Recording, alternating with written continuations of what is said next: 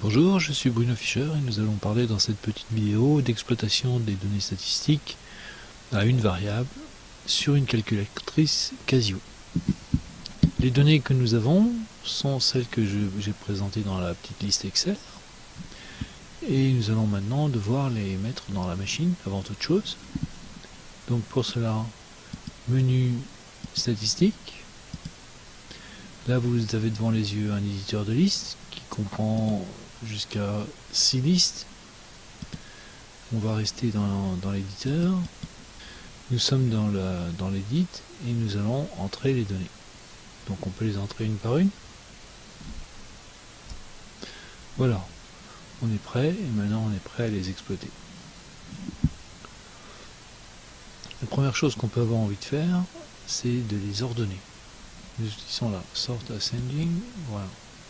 On va list 1, voilà, liste 1. C'est bon, les données ont été triées par ordre ascendant. On peut vérifier.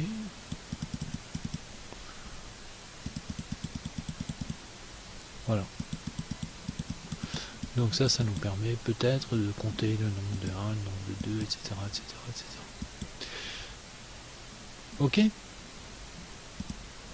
Donc ensuite, une fois qu'on a fait ce genre de choses, on peut avoir envie de produire des résultats statistiques. Le plus pratique en général, c'est de les générer tous en même temps. Donc voilà, il faut maintenant aller sur calque et ensuite, avant toute chose, régler les listes à utiliser par la machine. 7. Donc ici, c'est bien réglé. Un var xlist, c'est liste 1. Un var frec, c'est 1. Il n'y a pas de liste d'effectifs, tous les effectifs sont égaux à 1. C'est bon, on sort de là, et puis on demande un var, et on a tous les résumés statistiques qu'on veut.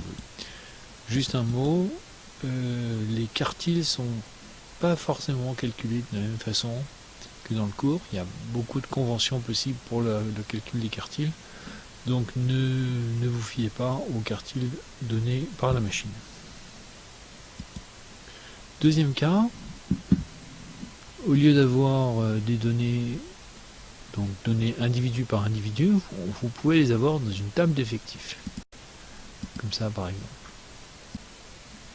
Maintenant, vous pouvez avoir envie de traiter ces données en n'entrant que ça. Ça peut être beaucoup mieux.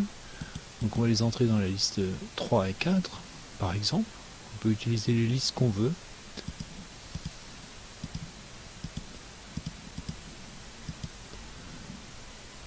Et les effectifs, le 1 apparaît une fois, le 2 apparaît 3 fois, le 4 apparaît une fois, le 6 apparaît 2 fois.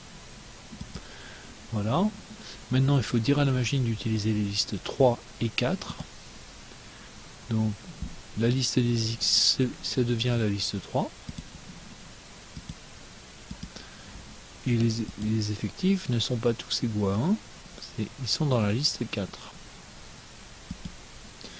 Voilà, on est prêt. Maintenant, on sort et on demande statistique à une variable. Et on obtient exactement les mêmes valeurs. Voilà.